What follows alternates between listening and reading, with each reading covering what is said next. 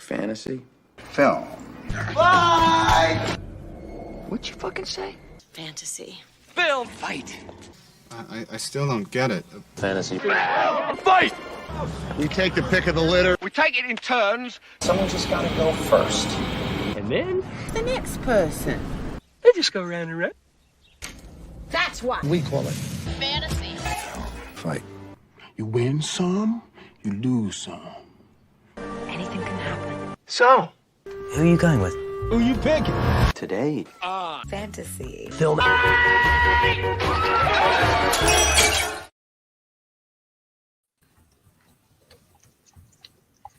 And she's muted.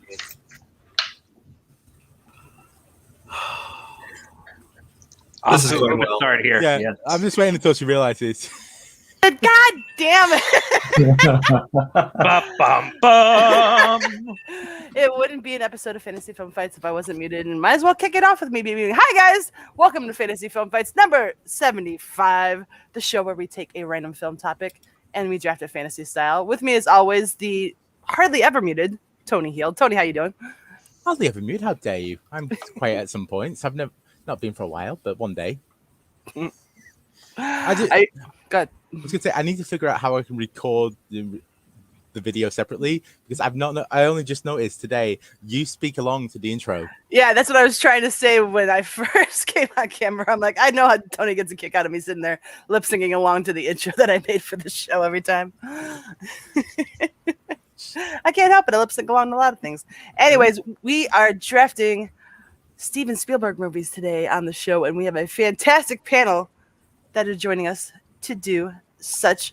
Let me introduce everyone. First off, man returning, Mr. Brian Michaels. Brian, how you doing? I'm doing great. Haven't been on the show in a while, and Spielberg came up. Of course, I love Spielberg, so I thought I'd show up. Almost didn't when I thought I was going to expand to like everything he's produced, which would have been like half the movies ever made. But then once I realized the scope of it, I'm like, okay, I'll do it. Yeah. I've talked to Tony about that. Like, it's too big of a field. It makes it less fun because it's not as narrow. So, yeah, definitely keeping it to directed by, written by, or he has an appearance by. I would say starring by, but he's never started anything. He just kind of shows up randomly in things. Well, okay. Well, maybe there's something out there that I'm not aware of. But anyways, let's introduce the rest of the panel. Down over here in the corner, Tyler Burch, Fun DMC member. How you doing, Tyler? Doing great. Yeah, excited to be here. Spielberg is definitely one of my favorite directors. He's made some of my favorite movies, so I'm really excited to come in and watch as everybody else takes those movies away from me and everything else. Yeah, we'll see how many you are able to snag throughout the duration of this. Interested to see it. Down directly below me, Steve is joining us. Steve, how you doing? I'm doing very well. This is my first fantasy film fight, and I'm looking to make thank you very much. I'm looking forward to making a little bit of an impact, a little bit of dent in the polls, because I do kind of I care a little bit about the polls, even though it's a little superficial. But I'm out here for a mission. I'm here to go top heavy on Spielberg. Let's go. Love the enthusiasm. And then last but certainly not least, out over here in the corner, Billy's joining us. Billy, how goes it? Goes pretty well.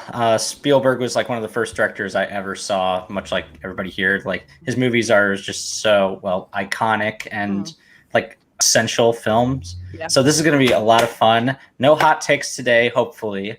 And I was so close last time, just so close. Darn you, Brian Nussbaum, taking awesome Disney characters. That was a fun show. I made Peggy upset. That made me happy.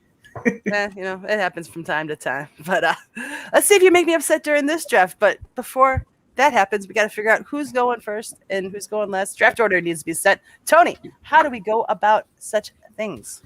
Yep. So I've got a numerical question here that everyone's going to take a stab at. Whoever gets closest gets to decide draft order. Who goes first? Who gets stuck in the middle? And who takes it in the rear? I'm nearly 30. All right. So your question. How much is this notebook? This is a legitimate notebook that I bought for this show, but it didn't arrive in time, so you have to have a picture instead. I bought it on Amazon. How much was it? Okay. It's an dollars?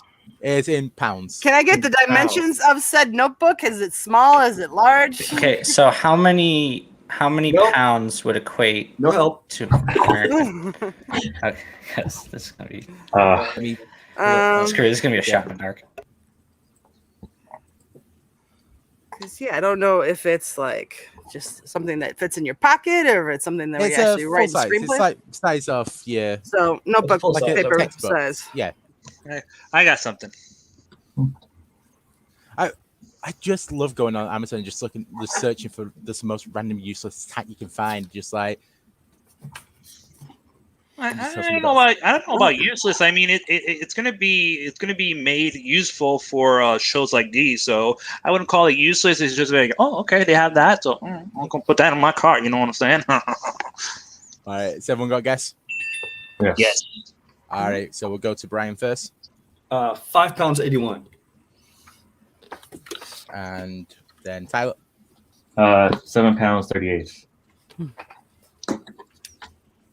And Steve. I put a straight 10 pounds.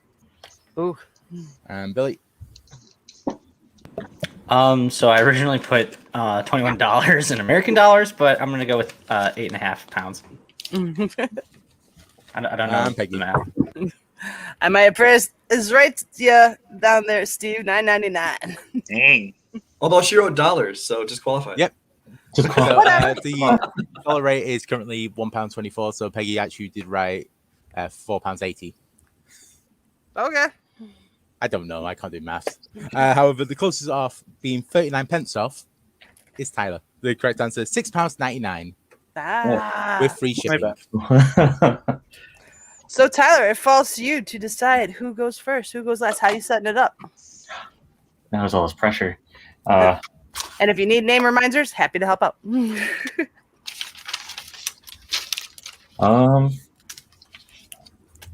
I've actually lost on purpose before just to avoid the pressure.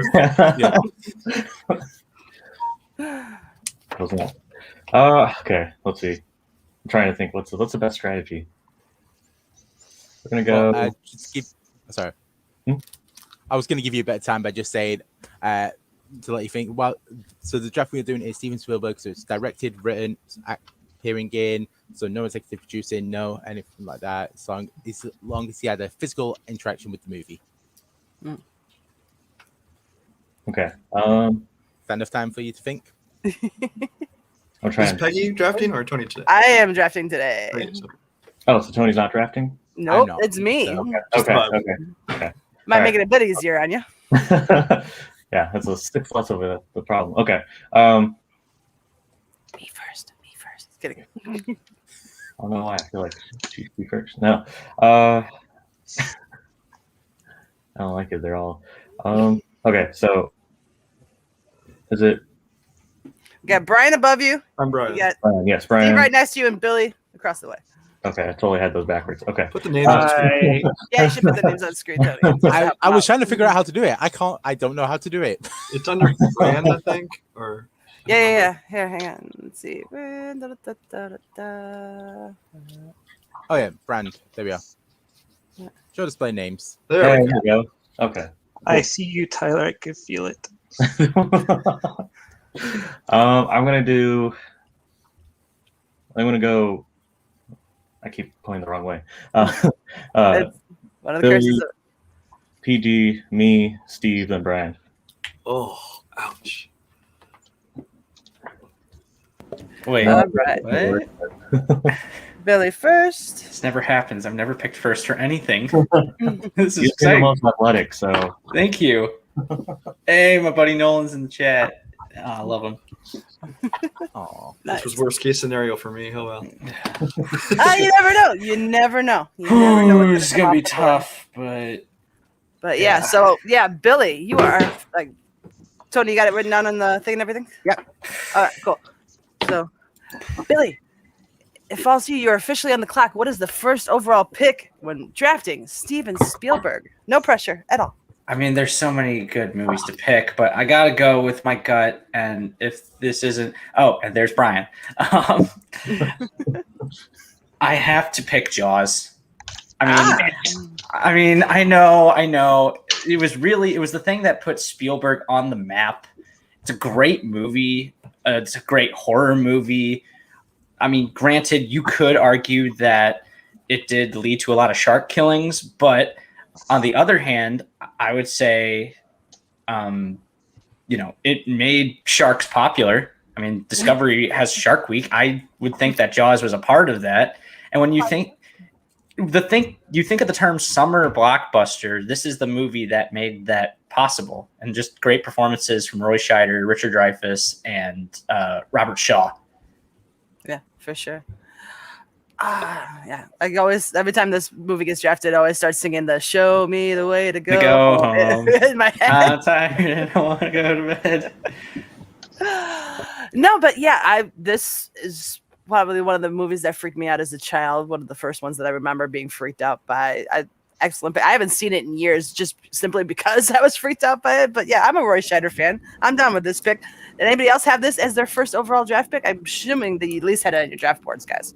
Yes, that was my first overall draft pick. That was one. It was one of the movies, one of the rides I ever rode at Universal Studios. Obviously, I'm wearing Universal Studios Florida, so I was like very into it. And it's also, I did a little bit of a thesis on it during college about man versus nature, man versus beast, and so on and so forth. So I was really dying to see if I could get that, and I even did a little project utilizing the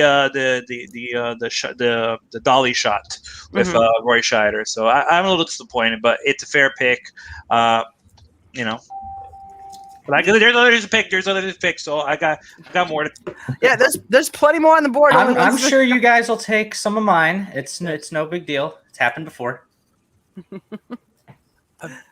I read a discussion the other day. It was just like what's the most important film in cinema history, and Jaws kept coming up. It's just like because of how important it was in basically it built what the studio systems are now. The idea of trying to find that blockbuster and hold on to it. The idea of having a director's name above the credits that isn't like a Hitchcockian type person, but it's like the masses can come and enjoy this almost, if that makes sense. It's like it's one of the most important films of all time, and it's weird that it's just like, oh yeah, it's about a shark that likes to eat things. Yeah, no. When Alex, I think Kittner, the kid, went, that traumatized me. One of the best jump scares ever with the head. And just a quick story, like I used to go down to a lake house with my dad's friends and his kids, and we were pretty young, and we would watch Jaws. It was super dark outside, and it was a house on the lake. After the movie was done, my dad and his friend were just like, "Hey, dare you to go stick your feet in the water? Pay you $20." Nobody did it. Comment from Melissa in the chat over here. Where was it? No, that wasn't the one. The music was iconic. That's the one I was looking for. Yeah, I think it was put best in The Holiday by Jack Black, where you have two notes and you have a villain. Like, that's crazy. John Williams is a brilliant composer, and one of the things that I think made this movie such a standout movie was the score. That John Williams fellows kind of knows what he's doing. Yeah, a little bit. Yeah. A young upstart. All right. Anybody else want to throw in their 2 cents on Jaws, or shall we proceed to my first pick? I don't know. I feel like I just over it. I mean, for me, it probably would have been like maybe a second round pick, maybe even third. Because I mean, I like Jaws a lot, but it's never been one of my favorite Spielberg ones. It's actually, I mean, not even one of like my top movies of all time. Although I respect it, for some reason, just never affected me the way that did a lot of other people. It's definitely a great made film, and I enjoy it quite a bit. Just as far as Spielberg goes, or others, I wanted more. So. That's fair. All right, over to me for my first pick. All right, I'm going to go with the movie that I think is, in my world, the quintessential Steven Spielberg movie. I think there's no way that Shakespeare in Love should have won Best Picture in 1999 over this movie. I got to take Saving Private Ryan. I think this was as close as Steven has gotten to a perfect movie. It is an epic war movie, probably my favorite war movie, and makes me cry every single time at multiple points through the movie. One of my favorites. Got to watch it like every year on Memorial Day weekend. So I'm going Saving Private Ryan. Is anyone on the panel upset by this, or you guys cool with me taking that one off the board? No, you're good. You're very good. I mean, I got some. Honestly, I really like Saving Private Ryan, but I do have other Spielberg historical movies that are way ahead of Saving Private Ryan. Okay. More details to come. That's fine. Not a problem. It's a good movie. I mean, and I'll just say 2 words: earn it. Yeah, earn this. Earn this. You're gonna make it great. It's probably my favorite war movie as well. I mean, it's when I was making up my list, I kind of figured there's 5 or 6 I kind of figured are going to be the first ones to go, and that was definitely one of them. It's just a matter of if that one made it to me, and if I picked it first, I didn't know. Yeah. But I mean, it's a great film. I actually get a lot of shit for the fact that I love Shakespeare in Love. I think it's a great movie. I have no problem with it winning Best Picture. Like, either one of them would have worked for me because it's 2 very different movies, but Saving Private Ryan absolutely would have deserved the award as well. Well, I'm glad I got Mr. Woody's approval there. Yeah, you got one vote in the poll already. There you go. My issue with Saving Private Ryan is that it kind of has Wall-E syndrome. In that first part is so incredible. The storming off the beach is some of the greatest cinema you'll have, but the rest of the film just can't live up to it. So it's just like they're just like, oh, I've had this crescendo, and just like, and now we're just back to. It's still good, but it's just not as good as it was. Yeah, that's an opinion. Well, I disagree kind of because I think it's like the rest of the movie is like, okay, they lived through this and they still have more shit they got to do. Yeah. And that's how I see it. It's like they're still dealing with that, but they're like, we're not done. We just finished and now we got to go off on another. And not only did they just survive the brutality of the storming of that beach, now they got to basically put all their lives on the line for one guy when how many just bit it behind them right now? Yeah. So, yeah. And them just dealing with all of that and the inner workings of the personalities. Also, great cast. You have Ed Burns, Tom Hanks, Matt Damon. I believe Paul Giamatti's in it. Giovanni Ribisi, Tom Sizemore, Adam Goldberg, Ted Danson, even a cameo by Nathan Fillion as the wrong Private Ryan. And Vin Diesel. Don't forget about Vin Diesel. His kids are still in grammar, or his brothers are still in grammar school. And Faraday from Lost. I don't know the actor's name. Jeremy Davies. Yeah. Yeah, I mean, it's a great movie, and I am happy that it is on my squad. So Saving Private Ryan is off the board. Tyler, what are you taking with your first overall pick? Yeah, no, I mean, I'm really glad that my draft order worked out because I'm definitely going to take Jurassic Park as my first pick. Yeah. I knew it. I knew someone was going to take Jurassic Park. Damn. Jurassic Park is my all-time favorite movie. It's no, you can swear on this. Curse away. It's such a good thing.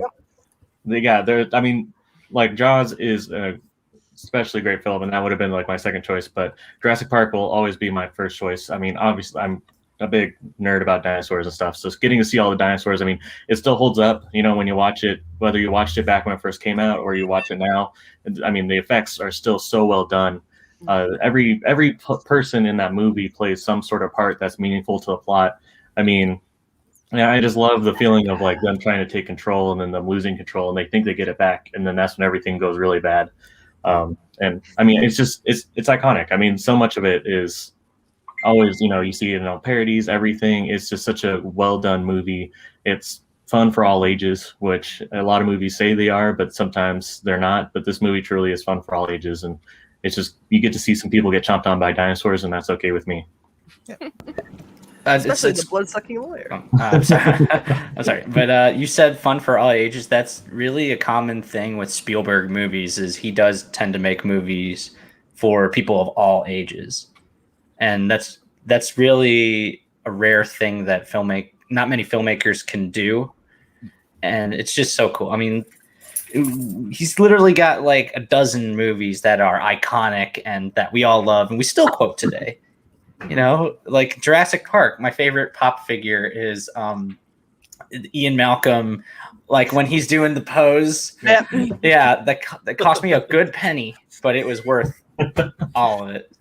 And yeah, I knew Jurassic Park was going to be picked. I'm not mad. I'm disappointed, but I'm glad that it was picked overall. Hey, you had the first pick, so it's on you. That's true. But I stand by my pick. As do I. I had Jurassic Park third, so went where I thought I was going to go.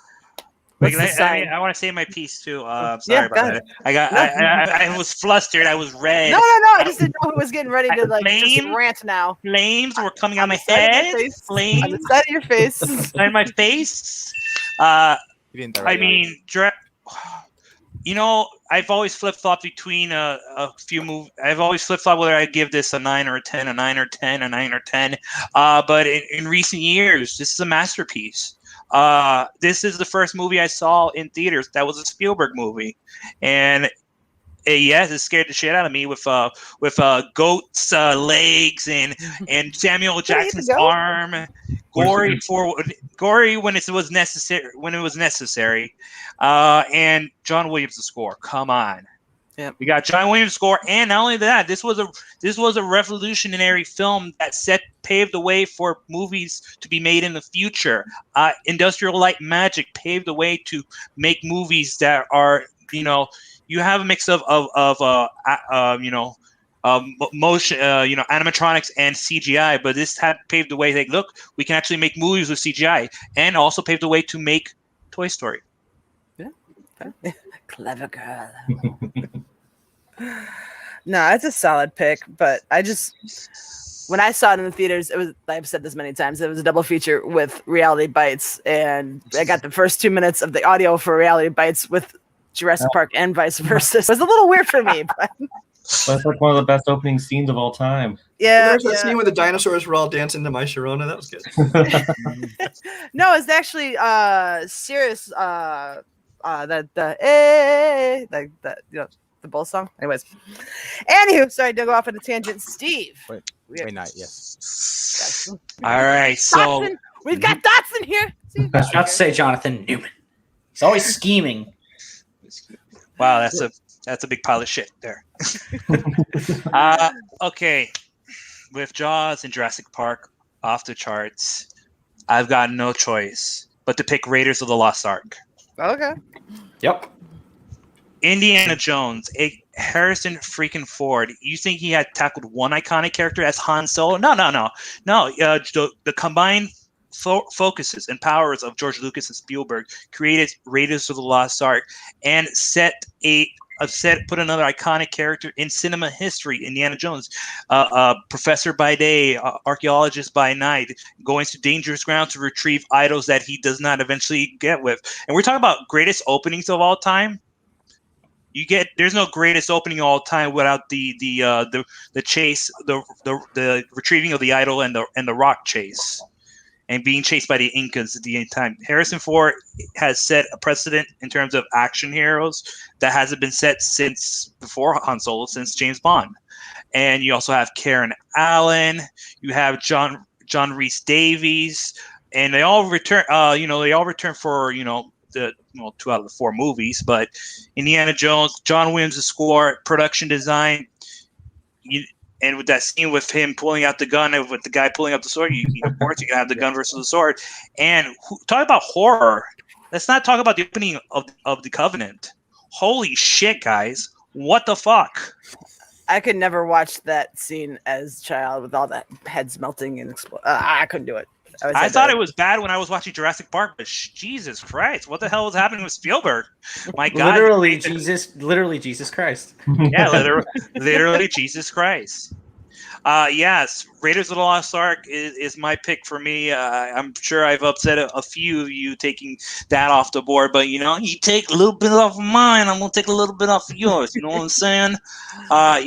Yeah, not much to say about that. Well, let's see. Did any of the panel have this one targeted for their next pick? I don't know Steve, but I already don't like him. Raiders is my number 1 movie of all time. Just before it got to you. It was going to be my first pick, but once I was put at number 5, I already knew that it absolutely wasn't going to happen, because there's no way Raiders of the Lost Ark is not a first round pick. That's why when it got close, I still wasn't even excited. I'm like, he's taking it. But yeah, I mean, it's a great movie beginning to end. I mean, it's pretty much a perfect film. Everything about it, from like you said, the music to the action to the direction. I will make him a correction. It's not the Incas, it's the Jovitos that were chasing them. But that's my bad. Because I'm a nerd. But yeah, and we all have Magnum PI to thank for this movie, because without that, it would have been Tom Selleck. So. Mm-hmm. Yeah, guys, if you haven't watched on Netflix the movies that made us, it's a really good little behind the Yeah, scenes. the one that came out just this week is about. They have one for Jurassic Park too. Yep. So they're really good documentaries. So I gotta go. check it out. I'm gonna go check out now. All right.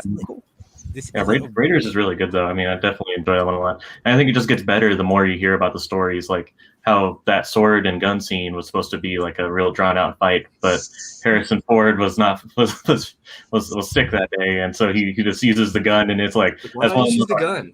like one of the most iconic scenes in the movie, and it's all because he just he was sick, and it's just like, oh wow, like imagine how different this would be if he was feeling well that day. It's strange how little scenes like that pop up and are used in movies and become like the most iconic little bits of it. Like, I mean, sorry to go all rom-com on you, but the pretty woman with the closing of the necklace case, yeah, that was completely just like he was fucking around with Julia, and I put it in the movie, and it's one of the most iconic scenes. It's weird. Let's not mention movies that made us. Yeah, but let's also the great action scene where he's basically fighting a guy 10 times his size at the airplane. I mean, he's getting his ass kicked like severely. Like you've never seen a hero like that get his ass kicked for a while, and he gets a good beating until he just basically uses his brains and just boom, there goes his brain splatter all over the airplane windshield.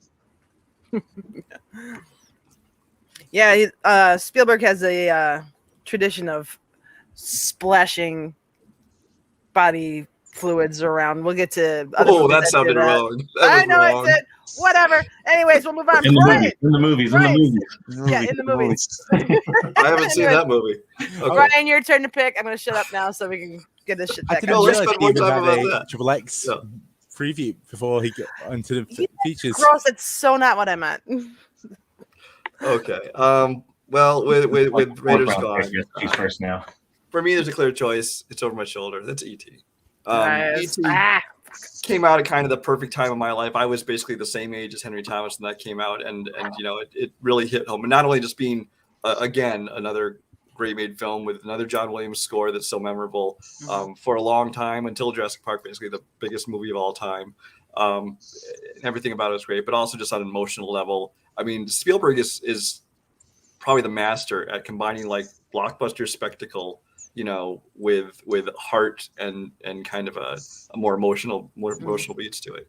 Because I mean, you identified with this kid who's a single mom, who's a divorced family, and you feel the relationship with his siblings, with his mom, and even and then of course between him and E.T. it's just it's so much more than just a blockbuster, even though it did turn out to be such a huge hit. And you don't think of that kind of thing when you look at sci-fi movies, but this is, to me, another perfect film from Steven Spielberg.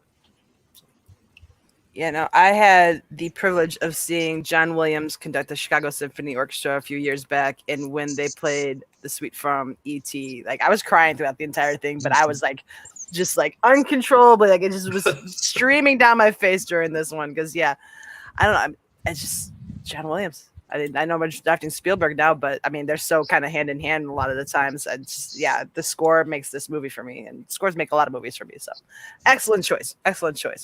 Did anybody else have this? You better have, or else I'm just questioning why we put you on this panel. No, I did. Just it would have been later. Yeah. Okay, I got a backup plan. It was my. It was honestly. I do like E.T. I really do like it, but it was actually in my third tier. So that would have been if that. Yeah, I have movie. There's other Spielberg movies that are, you argue that it is your favorite, and that's why you did pick that movie as your favorite. I have a little bit more. I really like the movie. I don't like it as much as you do, but there's other movies that I would put ahead of it that have a little bit of sentimental value to me than E.T. did. That's fair. Different shows, different folks. Yeah, I bawl my eyes out at the end of E.T. every single time. I keep telling myself I'm never gonna do it. Yeah, can't. You're like, I'm ready for this. I cry when the bikes lift off. It's only a movie. It's only a movie. It's only a movie. It's only. Oh wait, that's Last House on the Left. Sorry about that. Okay. I watched E.T. for the first time last year. I just completely missed it, and it's like I went in thinking, "Oh, it'll be fine. It'll be a good family film." And just like fucking floods of tears. Just at the end, just like I knew everything that was gonna happen. I've seen all the parodies. I've seen it all. I know everything that happens. And it's just like I was still just like, don't go. Yeah. And if they ever make the sequel, I will be there first row, just because it sounds the most batshit insane thing you ever hear. Well, you had that commercial for, what was it, Verizon or AT&T? Yeah, during the Super Bowl a couple years back. Yeah, it's as close as you're getting to it. Yeah, they got Henry Thomas back for that's right that and everything. One of my favorite Jerry mess ups in Rick and Morty is when they do Morty's mind blowers and he remembers when Jerry was supposed to help their version of ET get away and he doesn't. And he's like, did he get off the planet? And he's like, Jerry, you're the one that's supposed to get him off the planet. And he's just like, oh no. Never seen that one, but I'll be able to catch it somewhere. All right, cool. End of round one. Tony, recap it for those who joined us late so they know what movies have already come off the board. Absolutely. All right, so Billy went first and he went with Jaws. Peggy, you went second with Saving Private Ryan. Tyler went third with Jurassic Park. Steve went Raiders of the Lost Ark. And Brian went Et. And then back over to Brian. What is your number 2 pick, sir? This is where it gets tricky. I was hoping to get one of those panels where like everybody has very different tastes than me, because then I usually get everything I want. But this is like seems like a lot of people who are kind of right in the same place as me, so I don't know where to go with this. I guess I'm gonna go to another one of his earliest films. And that's Close Encounters of the Third Kind. This is another movie. I mean, this is one that actually I didn't see. It's one I probably caught on TV in bits and pieces for the longest time. I didn't see it in full until after E.T. and Raiders, probably at some point. I finally watched this movie. And again, I mean, this is just going back to early Spielberg. You could already see then how he was just a master at filmmaking. And it kind of has a lot of the same themes as the other movies. I mean, you have this, it's kind of viewed as like this sci-fi spectacle, and it has these awesome scenes with flying saucers and that. But really, the very little of that in the movie. A lot of it is, again, it's family drama. It's emotional stuff. It's this guy and his kids and how, it's really a movie about not as much about aliens as it is about obsession, because this guy becomes obsessed with, his images in his head, find out what it is. He basically abandons his family to go find out what this thing is. And some of those scenes, like the iconic ones where like he's, seeing this image in his head and he's like carving things out of mashed potatoes at first, and then like making the whole big thing in his living room. And it's just got, and then of course there's the musical communication scene. If you didn't already think John Williams was a genius from his actual scores, having him do that where they're having a conversation with nothing but musical notes, and it's an amazing scene. And especially, and like you can see like the characters' faces, they're like almost laughing and giggling at it. I kind of felt the same way watching that. And this is just a movie. And another great performance from Richard Dreyfuss, of course, from previously worked with him in Jaws. But yeah, this is his second pick for me. All right, I'm curious. Did everyone else have this one on their draft board? And if so, how high up? Not too high up. I like that he really. I mean, he's going with the aliens fix. He's like the aliens. So the next thing we know, maybe we get a little War of the Worlds in there for his selection. We put a little bit of an air. We get a little bit of maybe something else on that selection. But no, it's a really good pick. I didn't have it too high on my selection. I actually was I kind of glad that you picked Close to Encounters, because there's something that I'll talk about later on. So anybody else wants to have any feedback about this? Oh, great movie. Just it's not on my list, but I did think about it. Because it is very good. And yeah, once again, Richard Dreyfuss. Yeah. Surprised they haven't paired up in recent years, have they? Dreyfuss? No. Dreyfuss hasn't done a whole lot of anything in a while. That's fair. That's true. It's just always been Tom Hanks. You can't go wrong with that either. True. All right, cool. Close Encounters off. Oh, go ahead, Tony. I was just gonna say I've never seen it. I've owned the Blu-ray of it for years. Still never sat down and actually watched it. I'll watch. Wait, you own it? You still haven't seen it? These are boxes full of DVDs. I like owning stuff. I'll get around to it. All right. I don't want to know how much I've bought and not actually ever even opened. Fair enough. I just realized what a huge mistake I made, because they all said they weren't going to pick it high, and sometimes I just wasted a high pick. That's all right. It happens sometimes. Steve, over to you, sir. What is your second overall pick? My second overall pick is a very, very sad pick. It is Schindler's List. Okay. Okay. Schindler's List. I mean, we talk about this is his masterpiece. This is the movie that I think has. You don't. It doesn't. I'm gonna say it. You don't think it makes a. I believe this makes a cultural. This is a movie that made a cultural impact. This is a movie that broke hearts, that opened a lot of eyes, that people weren't. People were aware of the Holocaust, but this hasn't been put on a big screen scale ever. As far as my memory can reach. I mean, I can be wrong, and some naysayers can look up IMDb and say, "Oh, well, there was this movie that was a big." I don't. This is, for me, this was the movie. I've only seen it in recent years, especially when it was available on the DVD medium, and that's when I really fell in love with it. And I'm just you got Liam Neeson, Ben Kingsley, Ralph Fiennes in one of his biggest role and one of the slimiest roles he has ever played. And Beth Davids, so much more. And no matter how much you watch it, no matter how many times you see it, your heart breaks for the girl in the red coat. Yeah, God, sorry, I didn't mean to interrupt you. No, it's okay. It breaks your heart just watching that and then seeing what happens on later on. And also, this movie had actually helped him develop the USC Shoah Foundation. He helped founded a foundation to have Holocaust remembrance for this movie, actually. So this actually had more of a cultural impact than a lot of people would know. I know most people would know, but this makes more of an impact in like his pop culture favorites. And this also won him his first Oscar, his first directing Oscar, and a whole bunch. And I don't want to keep going on and on. So, but Schindler's List, cultural impact.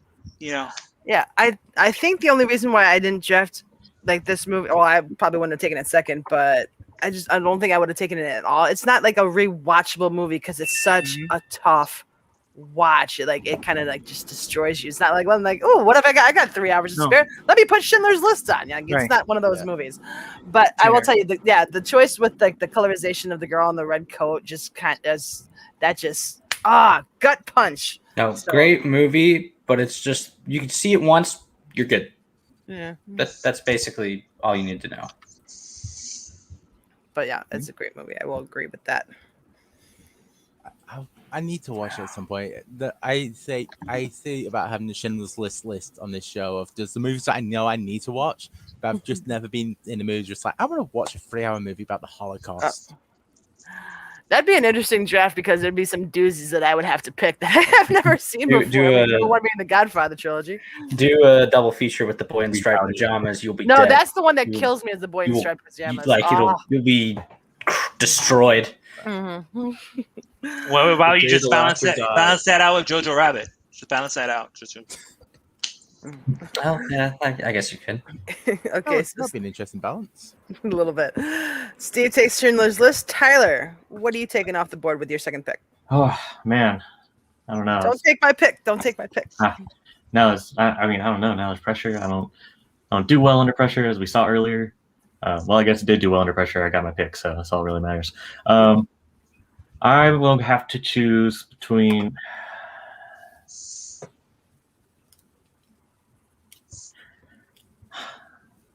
I'm going to have to say Catch Me If You Can. Okay. Oh man, that was going to be my last pick. But that's a good one. I don't think it would have lasted until round 5. But in this community, people love That's it. true. It's a great movie. Such a great caper.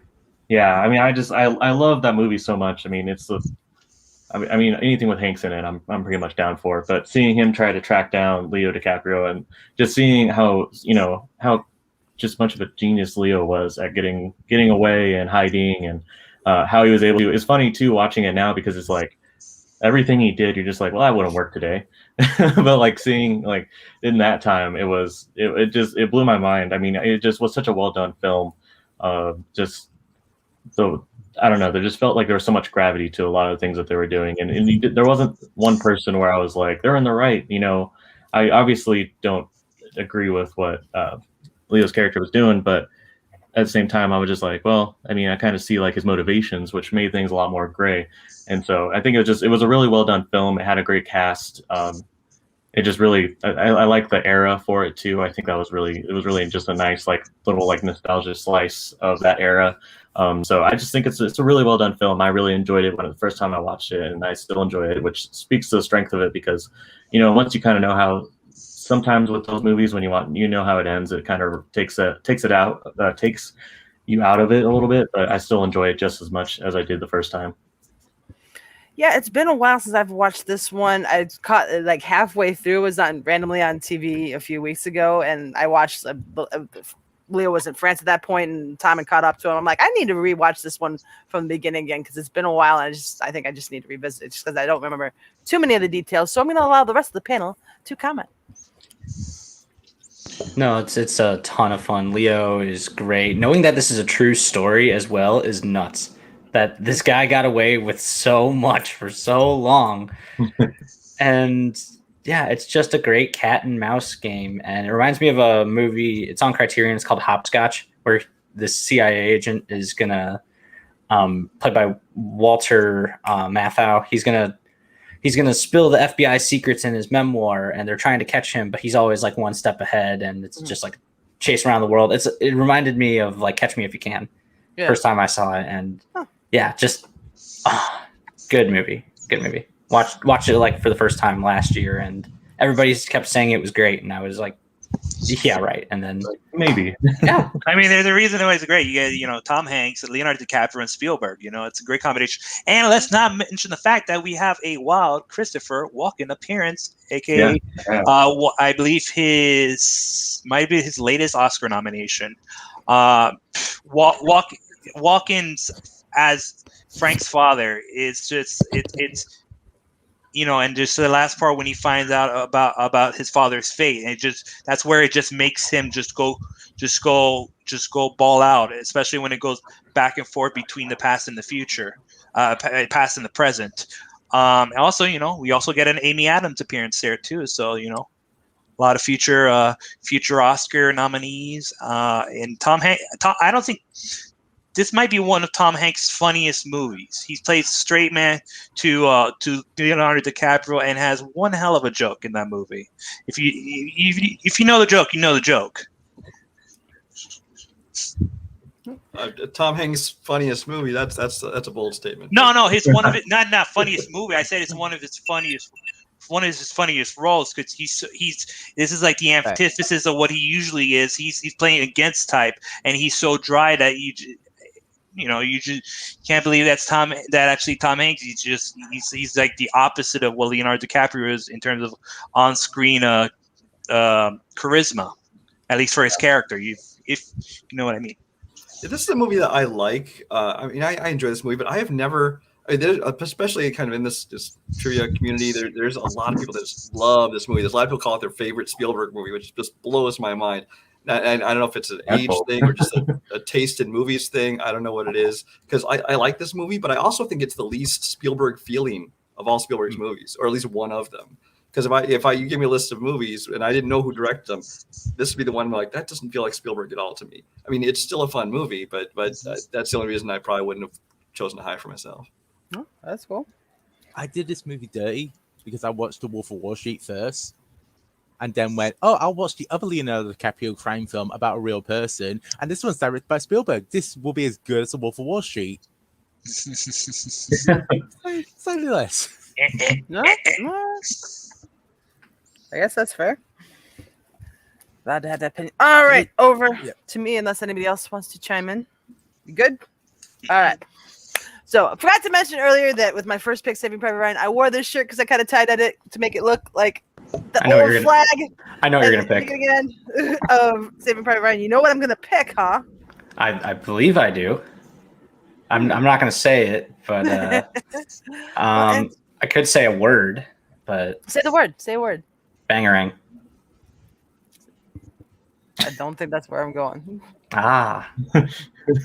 I think I'm just not understanding the reference for some reason, because I've seen this movie quite a lot. And while I completely understand Steve's pick of Raiders of the Lost Ark, my favorite happens to be The Last Crusade. So I am taking. Damn it! That was my good next choice. pick. Good choice. Good choice. Oh, that's a Just the introduction of Sean Connery as Indy's father, I thought was fantastic. You couldn't have picked anyone better in my mind to fill that role, and I loved seeing River Phoenix as young Indy in the beginning of the movie. And it's always been my favorite of the trilogy, and yes, I say trilogy. They only made 3. Yeah, James Mangold's making a 4th right now down the road from me. There's nothing about surviving a nuclear blast in a refrigerator. No I have no idea. Yeah, nothing. But I watched this movie more than any of the other 2 in the trilogy. So I have to take it. I have to take it before anybody else takes it, especially Billy, because he's got 2 picks before my next one. So have at it, panel. Did I pick it too high? Did I pick it too low? No, that was my next pick. You but picked it just right. That's a good. You stole it. It happened again. I'm gonna say this. I was actually this close to taking The Last Crusade, but I did not want to be greedy. I wanted to be fair and let everybody else pick their Indiana Jones movie since I picked a better one. JK guys. No, Spielberg. This was actually the first movie I saw of Spielberg ever. It's the first Spielberg I saw. It's a good introduction. Yeah, hell yeah. The Columbia Home Video Club came in all the long ways, and then I got the I actually rented it before we actually bought it with the whole Raiders and Temple of Doom trilogy. And I mean, Sean Connery as Indy's father is great casting. James Bond as Indy's father, and River Phoenix in that flashback, and you're a relic. So are you. Great lines in there too. That little thing with the little espionage trying to get into the castle was great too, and a little bit of reveal. So it's a great pick. They didn't want to be greedy, so I laid off, and hence why I picked my second choice and let everybody else fend for themselves when it comes to the rest of the Indiana Jones. Though we'll see about what happens with the last one. You know what I'm saying? We'll see. We shall see. Yeah, I think this movie is what caused one of my favorite moments in the Schmodown was when Chance answered, and he did the Sean Connery impression, and he's like, she talks in her sleep when and like it was just so much comedy in that movie, and I mean it's still like it had a great story, and I mean I can't tell you how many times I've seen that night from the Holy Grail pop up in other movies and TV shows. That's probably one of the most often I've seen. I mean the How I Met Your Mother episode where they have him and he's like, you chose poorly. Like it's a great film, and I mean it's so much fun, and you really get to feel like, I don't know, it's kind of weird to say, but like they were kind of like getting into like the whole Nazi Germany thing, but it never felt like they were going like full on. They're like, hey, like this is they were kind of using it just as set dressing. It wasn't the focal conflict. Well, I was saying, I mean, they go kind of full on when Hitler himself signs the book. Yeah. But I mean, like, it's not like it's all about like, oh, we have to stop the Nazis. Like, but they were still going through Nazi Germany and kind of experiencing what that looked like. But it wasn't. Sometimes it's kind of nice when it's the main conflict isn't always the focal point. That it's just something that's happening in the background. Gotcha. All right. This is the best Indiana Jones film. I just adore it. Agreed. The combination of just Connery and Jones, even though they're 12 years apart, that just makes it so much better, in my opinion. And dare you? It's an insult, or whatever. Everybody has their opinions. Yeah, exactly. I'm happy with how my team is turning out. You're the wrong opinions. I mean, it's not like we don't like Raiders. Right? Best though. All right, let's go on. Move on. Really, your turn. Close out round 2 for us. What you got? Okay, yeah, I already said it. Hook. Wow. Love Hook. It's such an interesting take on the Peter Pan story, and it's just like, hey, what if Peter Pan grew up? I don't need to say anything about Robin Williams, but it's not just Robin Williams. Dustin Hoffman as, of course you would say that, Aaron. Dustin Hoffman as Hook, Bob Hoskins as Smee, freaking Maggie Smith is in this, and some great cameos. like Glenn Close and George Lucas and Carrie Fisher. And of course, my boy Rufio. Every girl knew who Rufio was. Yeah, he thought, but I knew him as Prince Zuko of the Fire Nation before I knew him as Rufio. And it's just, and Phil Collins. I forgot about him. Yeah. That's the only movie he's ever done. Don't forget Julia Roberts. Of course, Tinkerbell. I mean, like, again, all this cast, but it's just such a fun movie. Like, you can't help but just feel like a kid, like you're part of the Lost Boys / girls. I suppose this movie never really did it for me. I mean, I enjoy it, but I'm not a part of the group that's like, oh my God, Hook. But there's a bunch of you guys out there, and God love you. You support your boy Rufio. A childhood favorite. It's a childhood favorite. Hook was a childhood favorite for me. Hell, I even had the Rufio Happy Meal with the sale.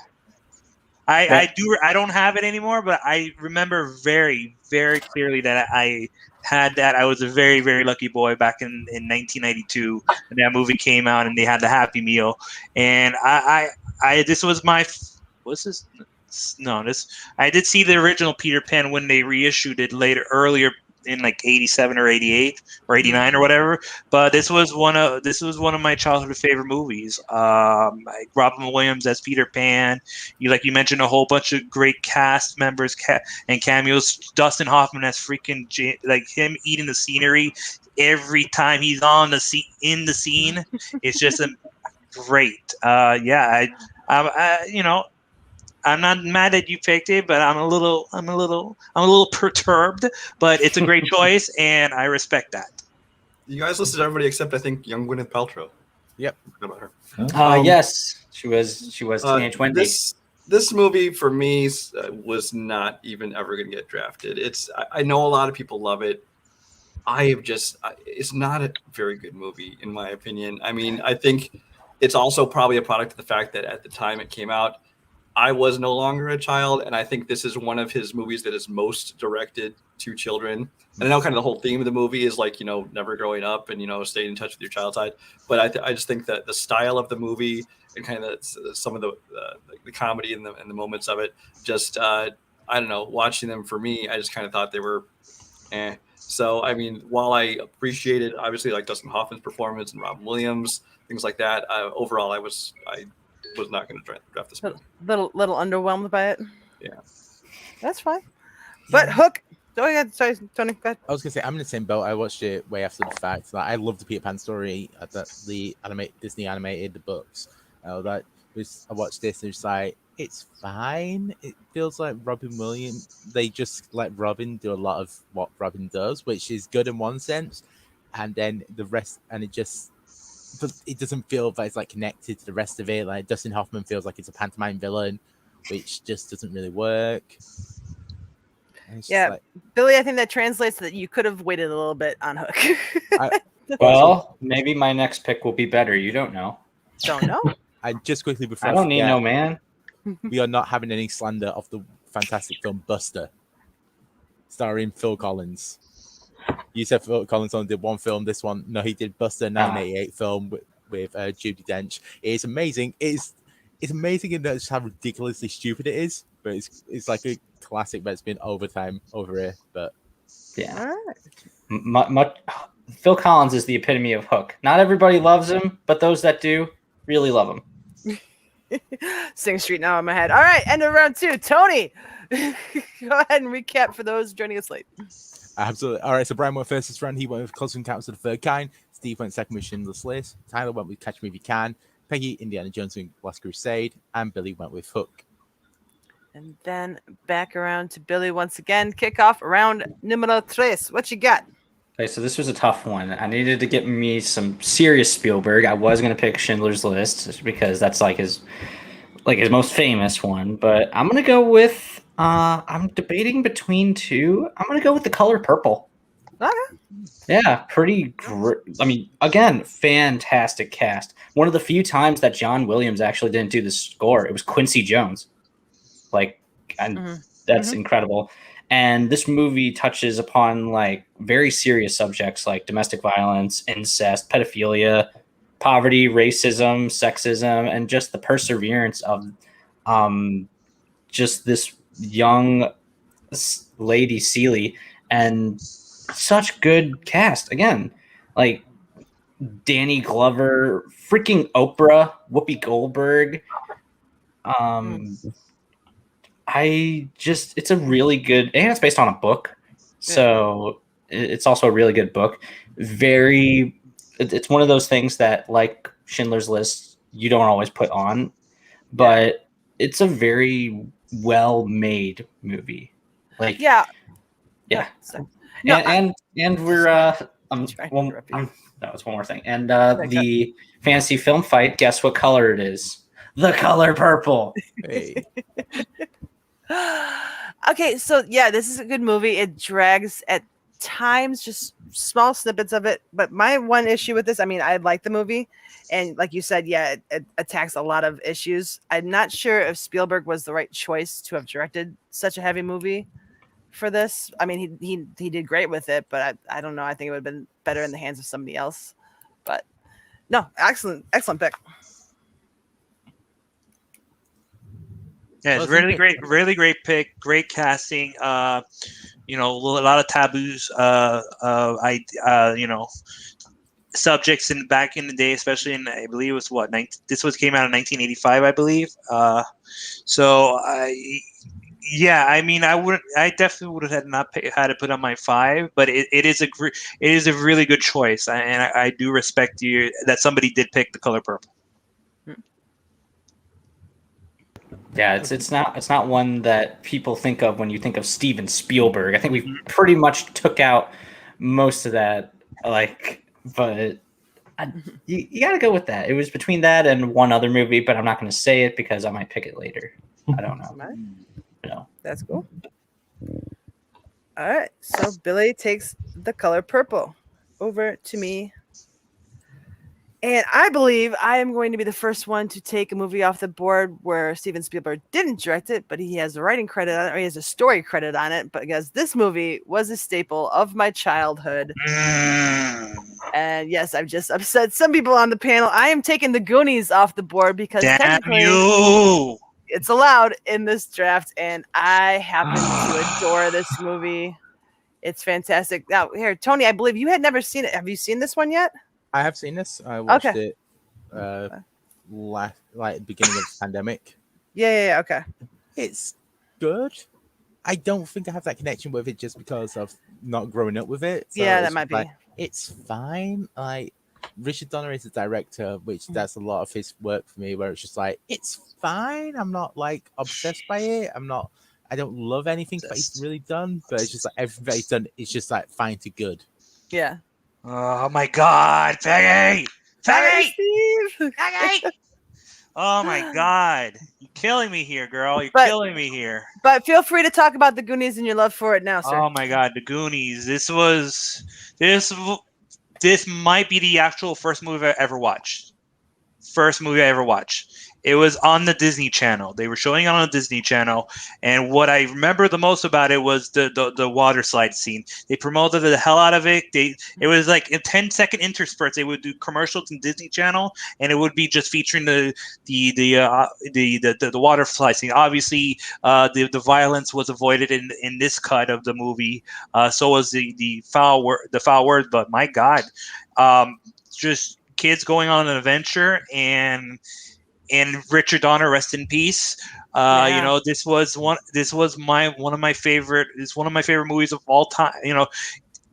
Back then, now I still give this a 10. This is a 10 out of 10 for me.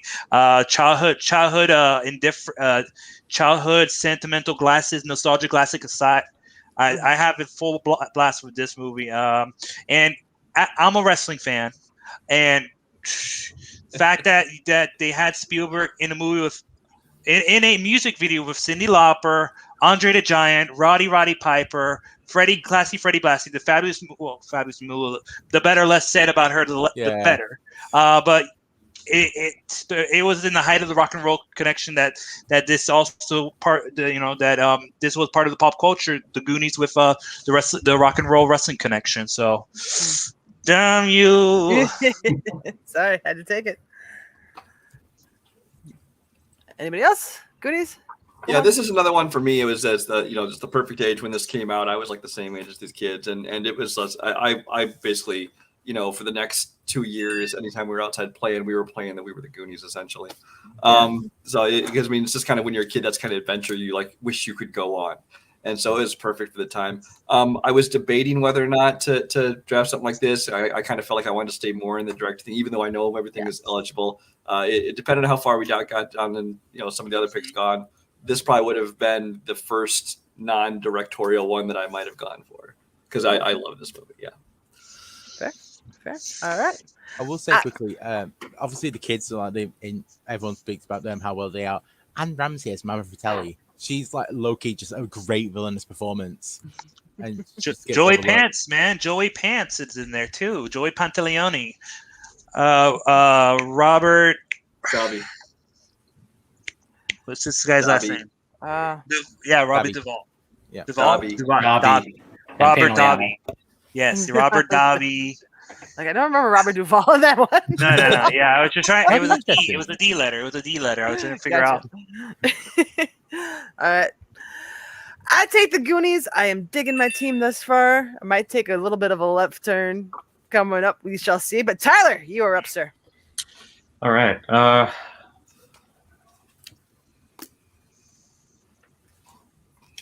I think the next one I'm going to pick is one that is probably the second most recent Spielberg movie I had experienced. It's been out for a little while, but I think I'm going to choose The Adventures of Tintin. Oh, wow. Nice. Yeah, that is. Oh, that's such an underrated movie. I have not seen Tintin yet. Tintin is like, it's so good. You learn who wrote it, like Edgar Wright, Joe Cornish. Who else wrote it? Produced by Peter Jackson. Co-produced by Peter Jackson, Kathleen Kennedy. I believe co-directed also with Peter Jackson. Stephen Moffat, who did Doctor Who. Yeah.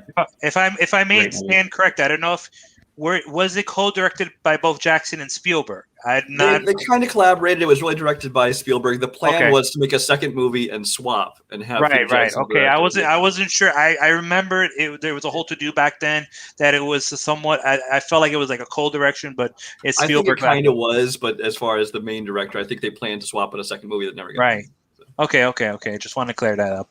But great pick. That was a fucking great pick. Great pick. Yeah, I mean, like I said, I just watched this movie probably in like May, just because it was on. It's in all the geek trivia leagues, so I had to check it out. But it was really good, and it was so much fun, and the animation looked spectacular. Jonathan Caro said Snowy. Snowy definitely steals the show. Snowy is Tintin's dog, and I thought Tintin was the dog. No, see, told you, I haven't seen it yet. He's amazing. I mean. It's definitely probably one of my favorite Jamie Bell performances. Andy Serkis does a great job as the captain. It's a great caper. Thompson and Thompson is so much fun. Since it was written by Edgar Wright, of course they had to bring in Nick Frost and Simon Pegg. Yeah, exactly. See, they were just as the bumbling detectives was amazing. It was just it was just a really fun movie.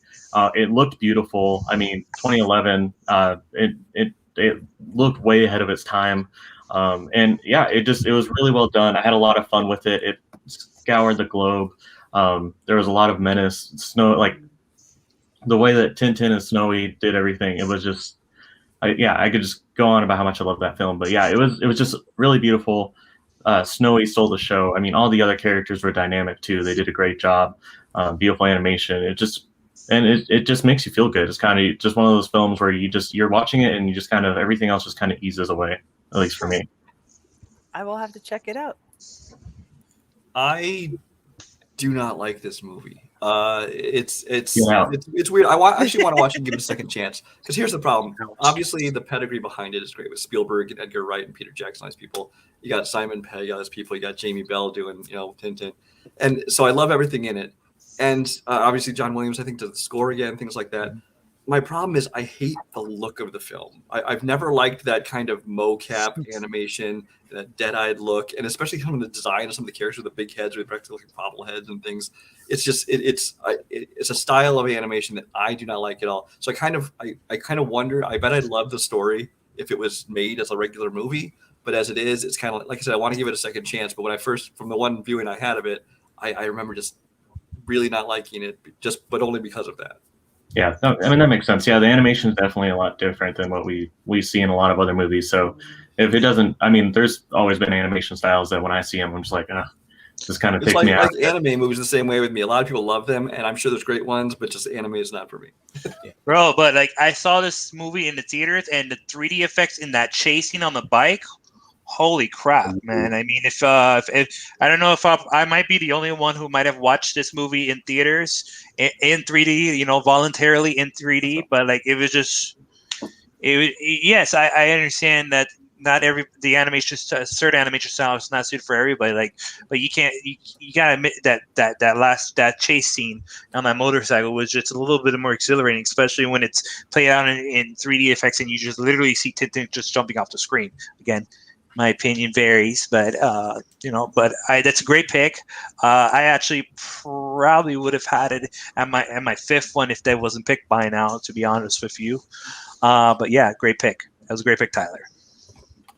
Yeah, I was like, should I take it this early? And then I was like, I got it. I was like, I don't want to have to wait, 6 more times. But one of the things I love about this as much is that it's such a British cast, like British writers, like pretty much everyone's British. Tintin's Belgian. It's like the most famous thing to come out of Belgium. And it's just like, and there was a massive uproar just like when they happened, just like, can you cast at least one of us? It's like, nope. It's a lot of Belgium's upset. All Europe is just England. Wow. I think so. Used to try. I think it's Upper England and then Lower England. I think that's the entire continent. Pretty much. All right. So Tyler takes The Adventures of Tintin. Steve, your third round pick. What you got? All right. So you take my Goonies. Sorry. You take it. So I'm going to take something that possibly some people were thinking of taking.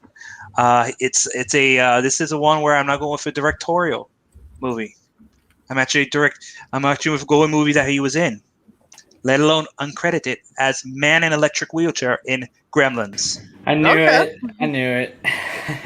I was waiting for somebody to pick a Spielberg cameo. Not the one I thought would have gone first. I will go on because Gremlins. I didn't write down cameos.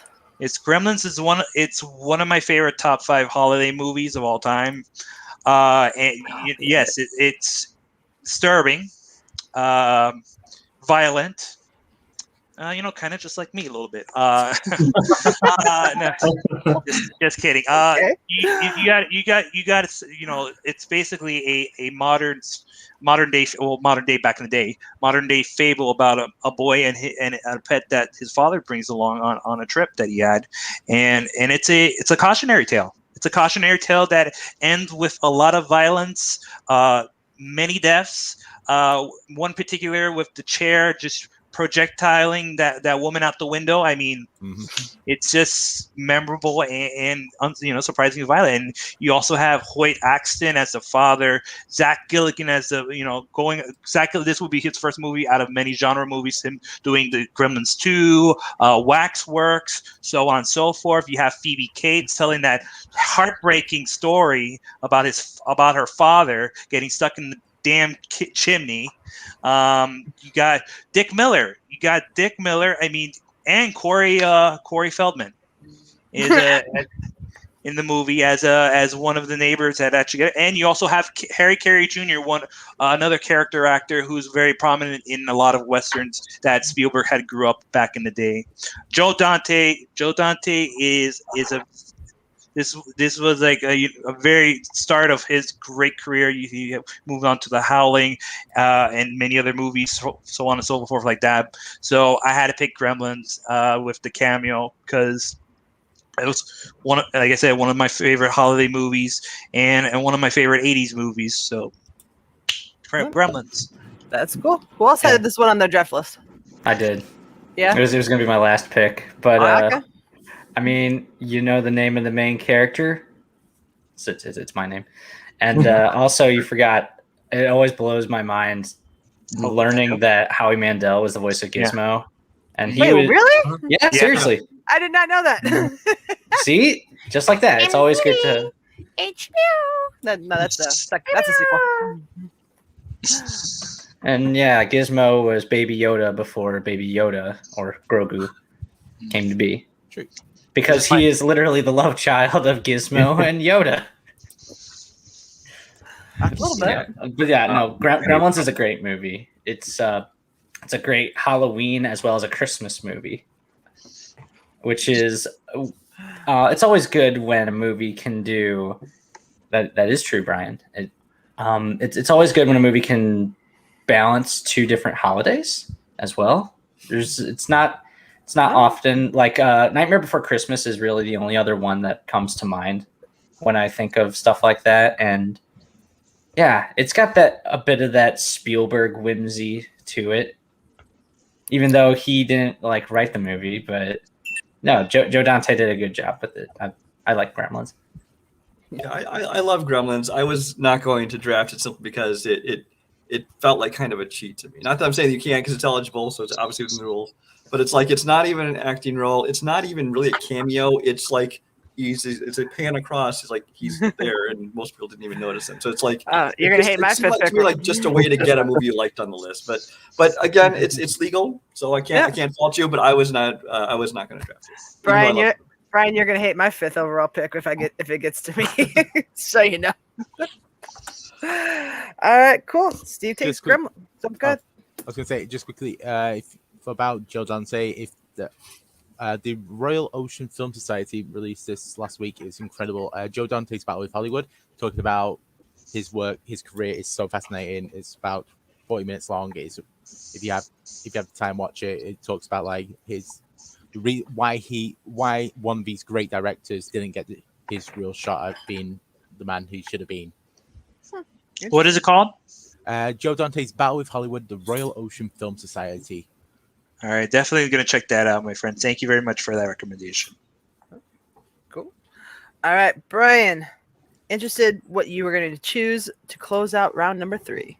Okay. Well, if anyone's ever watched me on a Fantasy Film Fights, they know that I don't give a crap about the polls. Yeah. I'm going to pick what I pick, and I don't care what people vote for. Yep. And that's going to continue here with a very unpopular pick. It's one that I love just as much as the other ones. It's Indiana Jones and the Temple of Doom. I like it too, so I'm with you. This is a movie that I think gets unfairly shit on, and I honestly don't know why. Because I mean, I enjoy the hell out of this one. The first one, Raiders of the Lost Ark, by far the better film. But I put this and Last Crusade. There you go. My man. Or like Kate Crapshaw. Pretty much even in my book. I mean, it's definitely. It's definitely a darker story, which I know there's been a lot talked about how, George Lucas was in a much darker place, going through divorce and stuff when he wrote this movie. And so he wrote a much darker story, and it is, but I think there's nothing wrong with that. It's nice to see not just the same thing rehashed, whereas like the Raiders and Last Crusade have very much the same feel to it, which is fine. But this one, I liked having a kind of different take on the character in a different environment. You put him up with Kihui Kwan, again, from Goonies, short round. So you got him in there. And you add a kid to any movie as like a sidekick, there's a real good chance it's going to come across as stupid and annoying and forced, but he doesn't. He works perfectly in that role. Kate Capshaw is absolutely annoying and obnoxious and streaky and horrible. She's supposed to be. That's the character. Half the comedy comes from him being exasperated, having to deal with this character like that. But Harrison Ford, it does some of the best action scenes he's done in this movie. I think they created a great villain. I think that there's some great scenes in it. This movie, along with Gremlins, are what made the PG-13 rating, essentially. So, I mean, there's a lot of things in it that just kind of are Spielberg to a T. And I am, to this day, baffled by why people hate this movie so much. I understand it wouldn't be their favorite Indiana Jones, but I really enjoy this. I mean, everything, the music, the action, everything about it. Yeah, I agree. This is behind Crusade. This is probably the one I've watched the most, or second most behind Crusade.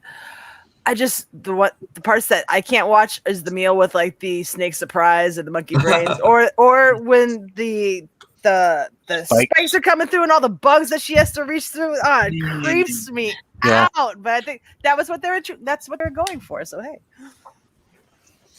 Yeah, I think it's probably my least favorite of the three, but that's not really a knock against Temple of Doom. I mean, it's just about how strong Raiders and Last Crusade is, but I still enjoy this one a lot. I mean, I think it has a lot of really great stuff that it adds to the indie mythos, especially once I figured out that like it was a prequel, because I didn't know that for a while.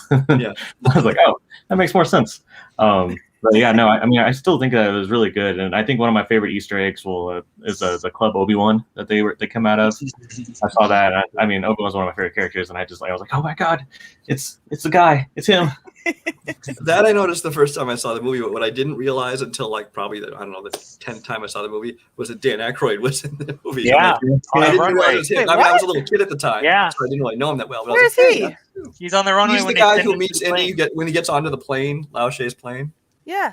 He's the It's like guy. a Lincoln you miss it kind of thing. I don't remember him at all, and I have to go back and rewatch it. But Yeah. like, nice try, Lao She. I know Lao She and everything. I don't remember him. Wow. I have to go back and check that out. Good pick. Good pick. Yep, and that brings us to the end of round 3. Tony, time for you to recap. Absolutely. All right, so Billy went first this round. He went with the color purple. I feel dirty having to spell it that way. Peggy went next with Goonies. Tyler went with The Adventures of Tintin, Secret of the Unicorn.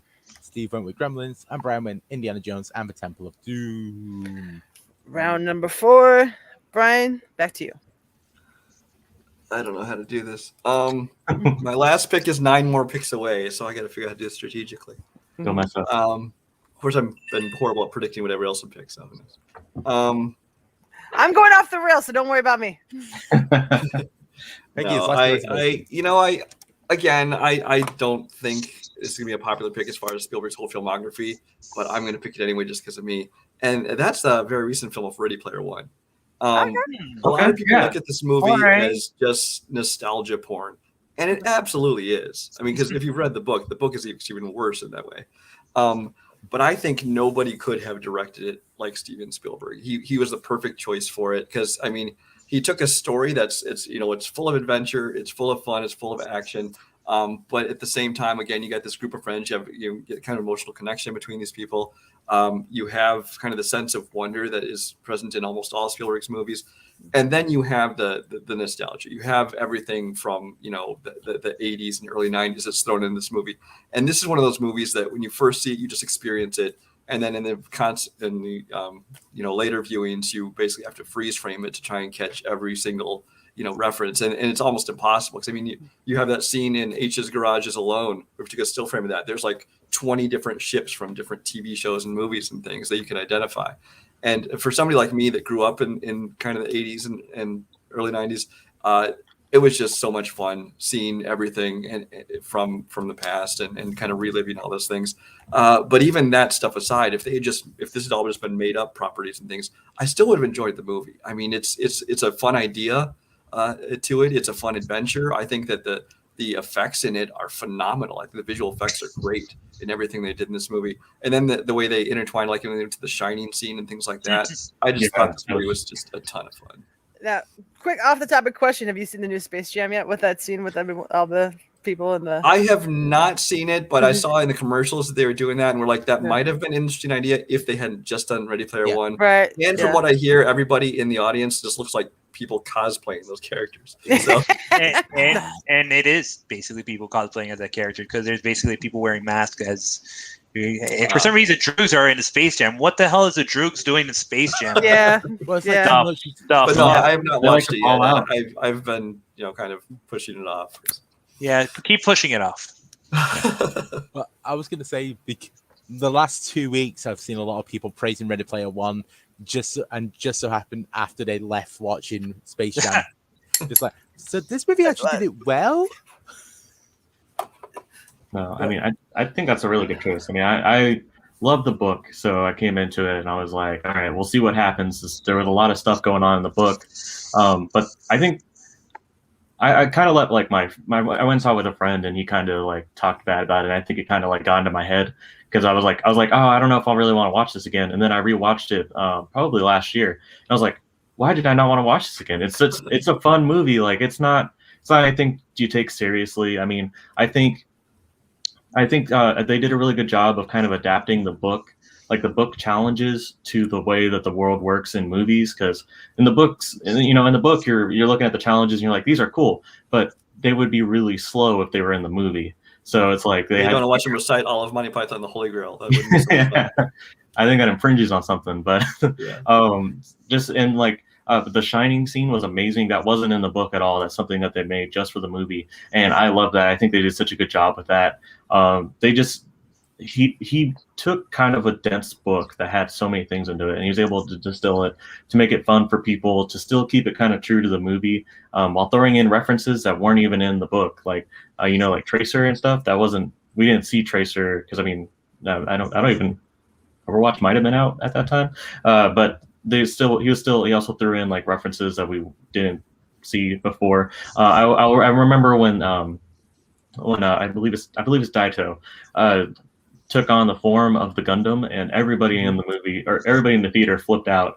They were like, "Oh my god, like it's the Gundam!" And they all flipped out. So if you just love a lot of different properties, I think it's a lot of fun. You get to kind of see, and the script is so in places, but it was a blast.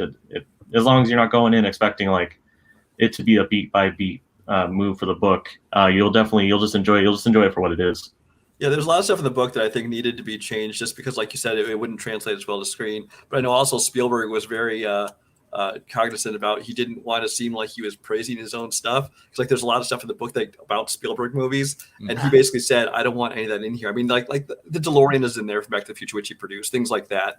But other than that, any direct references to his movies, he completely took out. The only thing you can find in it is like you can find a tiny picture, like a poster on the wall of Raiders of the Lost Ark here, and something. And I think there's the box that Gizmo was picked up in, that's in the movie, but that's all stuff the visual effects guys put in without Spielberg even knowing, because he had said, I don't want anything from my movies in there. So I thought it was kind of fun that that he had to direct a movie that was so referential to him, so they had made those changes. No, it's a fun fact. And mercifully, there'll never be a sequel. There'll never be a sequel, not even in a book form. I'm about halfway through the book, second book right now. Yeah, there is a second book. No, I think you're saying it doesn't exist. So I think I see. It technically exists. So does toilet paper. Both has its uses. Well, I know why you wouldn't like it, Tony, because I'm in the section right now where they're spending like 15 chapters talking about Prince. So that was interesting. Yeah. You have to know that Tony hates Prince. Wow. Okay, who just did the Owen Wilson impression? I was looking down. Me. Wow. That's pretty good. That's pretty good. Thank you. All right, so Brian takes Ready Player One. Steve, man with the Owen Wilson impression. What you got? Better be an Owen Wilson movie. Oh, wow. I don't see Spielberg ever worked with Owen Wilson as far as I can recall. I wish he does sooner. I'm going to pick, I think, in my opinion, was Spielberg's last masterpiece. Again, my opinion, Minority Report. That's a good pick. Yeah. This was, in my opinion, this is the last movie that I actually gave a 10 out of 10 for Spielberg. This is a thrilling sci-fi movie with a couple moments that pull at your heart, especially when you find out about the precogs. The precogs and Sean, about Tom Cruise's John's son. Great cast. First time working with Tom Cruise, and they hit it out of the ballpark. You also have Colin Farrell. You have Samantha Morton as Agatha, one of the three precogs, and Max von Sydow. It's an exhilarating movie that has a lot of great chase sequences. I mean, it's basically almost like most of this movie is basically all chase sequences with a little bit of respite in between. We also have Peter Stonemeyer as the eye surgeon. I hate that scene. It's hated, but it ratchets up. It worked. It ratchets up the nerves of people watching it. It makes people just have all sorts of goosebumps about little crawly things trying to check on people's eyeballs. It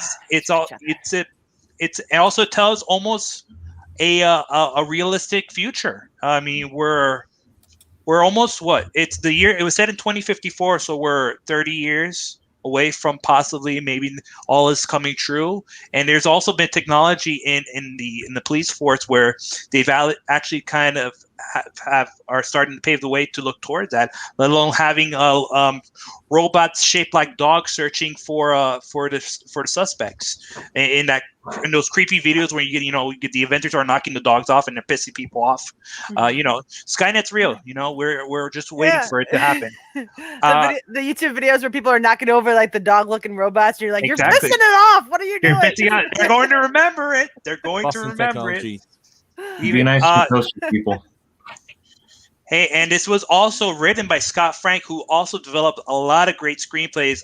Logan, Out of Sight, and the underrated Lookout, and adapted from a Philip K. Dick short story. So I'm picking Minority Report. That's all I got to say about that. Nah, my mind. It's a solid pick. Okay, Forrest. Wait, what? That's all I have to say about that. Stop. No, Minority Report is a great movie. This is a movie. This is the first time I believe him and Tom Cruise worked together. And when you have a director of that stature and then a star of Tom Cruise, them getting together, it's like you knew it was either going to be, amazing movie or it could be a huge disaster. But this one obviously paid off. What I loved most about it was kind of that near future world that they created. Because like so many sci-fi movies are in the far future and there's just flying cars and everything's so crazy and there's robots and everything. But this movie, I like the way it was like just set in the very near future. And I know that when they're making this movie, they even like hired these futurists, basically these people who are, theorize like what things would be like, in the near future, and to come up with the way the cars move, the way the advertising worked, the way that all kinds of stuff, the medical stuff. And I love that it did that because it kind of makes it feel like, it doesn't feel so different than our own world. You kind of still feels like, wow, this could be what it's like in 30 years, something like that. Yeah. And so I really like the world they created with that, and the whole cast, like you said, top to bottom. And who actually impressed me in this movie was Colin Farrell, because at the time this came out, Colin Farrell was like the latest it guy that Hollywood is trying to shove down our throats in like every movie, and I was like, I don't like this guy. Stop trying to do that. And this is the first movie I watched. I'm like, okay, like I actually like this guy. And then of course later on with Bruges and a lot of other stuff, I really like him. But he actually impressed me. But yeah, this was the first thing where he actually proved he has some chops, and he wasn't just a pretty boy that they're trying to force on us. Yeah, I completely understand that. Hey, the advertisement that Waken Minority Report still works today with those Facebook algorithms. Those Instagram algorithms that are targeting your advice. Oh, you're looking for some goalies to have some vinegar gummies. Here you go. Minority Report foretold some stuff that is currently happening with advertising be the foremost. I mean, yes, we're not being recognized by faces, but it's based on our history searches and everything that we're doing online. Yeah. Oh, I'm sure everything's coming. We're either heading towards this or Demolition Man. I don't know which one, but we're headed towards one of them. Pizza Hut. It's Taco Bell that wins. It's Taco Bell that wins. Taco Bell won the franchise wars, Mr. No, but overseas Dan it was Pizza Hut serenades you at a Taco Bell. Come on. Phoenix. Seashells. Don't forget the seashells, guys. The seashells. Garden in the valley. As Brian said, internationally it is Pizza Hut, so you can just get clips of it and just completely confuse people for like hours of just going like, no, it's definitely Pizza Hut. Like, here you are. Here's evidence of it. Here's some clips. Now there's Pizza the Hut in Spaceballs, but in Demolition Man it's Taco Bell. Okay. Yeah, very much a tangent. Sorry to get off track there, but okay. Anyone else want to throw their 2 cents in on Minority Report before we press on? We good? All right, Tyler. All right, so I was actually going to pick Minority Report, so I'm kind of kind of lost. I know. Tends to happen here on Fantasy Film Fights. Honestly, I got farther than I thought I would before it got bad, so I'm happy. So I think I'm going to choose one that he cameoed in, and I'm just choosing this movie just because I purely love it. That's Men in Black. Nice. Yeah, he was cameoed as one of the aliens that on the screen when they were talking about it. Men in Black is one of my favorite movies growing up as a kid. I mean, it's so much fun. I mean, I still love it to this day. The characters, I mean, K and J, Love their dynamic. I mean, they keep that franchise going, and they even through all the ridiculousness. Vincent D'Onofrio coming in. I didn't really know who he was. That butter. Sorry. More sugar. And it was a really unique world, and I've been in love with the Men in Black world ever since I watched that movie because of how good that one was. I mean, don't press the red button, and then they're like on the. And just like watching Agent J just like fail like all the time because he doesn't know what he's doing is a lot of fun. It's a fun movie. I know that Spielberg was only in it kind of in a blink and you miss a moment on the screen, but I still think it's definitely one of the best films. Not one of his best films, but just one of the best films that were on the list that he was involved with that he didn't produce. All right, now I'm curious if anyone on the panel was targeting this one in the later rounds. It says he executive produced it, so does that eliminate it from there? He also No, it's not ineligible. You also Like, produced an alien. Gremlins, too. That's He true. also produced Alien. Raiders of the Lost Ark. So. Yeah, I suppose that counts. I like Men in Right. Black. Yeah, he gets in there because of the cameo when they're showing all the aliens on the screen and everything. Ah, you gotta love loopholes. Yeah, that's what the best kind of loops. That's how you need to win it. No, yeah, this movie, I rewatched it, I want to say a couple months ago for like the first time in well over a decade, if not two. And it holds up. It really holds up. And like, Rip Torn as Agent Zed. I mean, it's a small bit part, but he knocks it out. So good. And then Tony Shalhoub that's in the pawn shop. Yeah. Just small little bits like that, and like the little alien that gets born on the side of the highway that pukes all over Will Smith. I don't know. That was the precursor to Grogu. Frank the Pug. Frank the Pug. Oh yeah. That yeah. was amazing. Well, the story about Men in Black goes that Tommy Lee Jones pretty much had to be persuaded by Steven Spielberg, but the script was going to be made a ton better in order for him to sign on. Mm-hmm. And the script, but I was just looking then. The script writer was actually Ed Solomon, who did Bill and Ted, the Bill and Ted things, and also and his previous film before then was 1993 Super Mario Brothers. So if you're gonna have someone trustworthy to revamp a script, it's the guy that did Super Mario Brothers. Why are you not cross promoting right now? Well, which I just have to say, when I first saw him on screen with the red hat and the mustache, I thought that was Mario down there. It's all coming together. Tony, perfect opportunity. What are you doing? I was just waiting because not only does Billy look like Mario, he was also on last week's episode against Cinema with Aaron and Christina talking about Super Mario Brothers. Yeah, I'm a short, fat, mustached guy, so yeah, I like it. There's worse things to be called, so I'm. That was a ton of fun, by the way. Christina and Aaron they're the best. It was a fantastic episode. You can find it at all places. Digesting the Force as well. All those episodes are available. Next episode Monday. Tony. They are doing something. I can't remember. I've not edited that one yet. Is it the cap off of the other series? Is that what's going on? Or okay, never mind. But we have yet to announce what's coming up on Fantasy Film Fights. We can do that right now, real quick. Can we? Do you happen to have that graphic? We do. Andy? One up. Because we normally announce earlier than this, but we got a little sidetracked this month. It happens. So Fantasy Film Fights. Now. So next month, so the 4th, we are doing A24 films. So Brian. I was about to say, Brian, you've got an open invite. I know what everyone's going to apply for of these. Movies with Batman. So that's any film that has someone that these are really great choices. Let him announce it before you start commenting. Sorry. 18th, Movie Politicians, and 25th, Oscar Snubs. And now Oscar Snubs is not even nominated. Nope. Not even nominated, but should have been.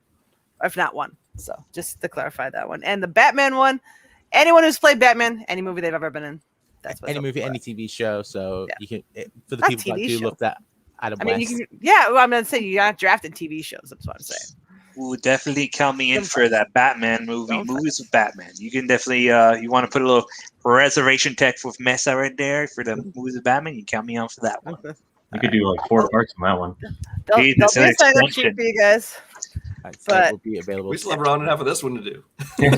right? I mean, A24 is very tempting in that. Right, hey, but we got to press on with this one. We're at an hour and a half. We got to press through these ones. Sorry. All good. All good. All right. Tony's got a job review in 10 hours. Over to me for my fourth overall pick. I'll try to make it short and sweet. I'm going to pick a guilty pleasure Spielberg directed movie of mine. I'm taking The Terminal. I happen to really like The Terminal. I am hashtag Tucci Gang. Even though he's a complete dick in this movie, he acts like a dick incredibly well because he knocks every role he's ever done out of the park. My only qualm with this one, I wish someone else had been cast in the Catherine Zeta-Jones role. I don't exactly buy the chemistry between her and Hanks. But other than that, this is a fun movie. It was unexpected from Spielberg, and I dig it. And it's one of those ones where if it's on, I'm like, oh, I'll sit here and watch this. So I'm taking The Terminal with my fourth overall pick. Does anybody else on the panel have this on their draft board? I'm curious. No, I've never seen The Terminal, so I don't know. It was on mine. I mean, I didn't expect that I would get down to it. I mean, most people had all the same tastes as I did all the way down. But I mean, this is a movie that I enjoy. I think it's underrated. But I think second only to Catch Me If You Can. I think it's one that doesn't feel like a Spielberg movie. Yeah. That's fair. That's completely fair. Yeah, there's only really two big Spielberg movies I haven't seen, and that's it. And this is one of them, actually. Cool. Yeah. No worries, because you want to know what? That makes us get to the end of round 4 real quick. So, Billy, if you want, go ahead and take your fourth round pick.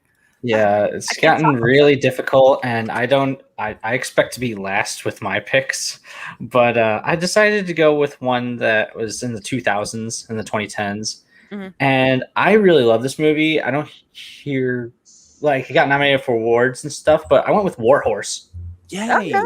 It's a really heartfelt movie, and you would think that it's just, oh yeah, it's Spielberg and it's a boy and his horse, and yeah, he's very good at creating those emotional bonds, and it combines World War I, which is a period that not many filmmakers really go into, and it's just a really good movie. Just overall, just how it looks, how it's paced, and everything, and it's not one that people think of, but I really enjoyed Warhorse.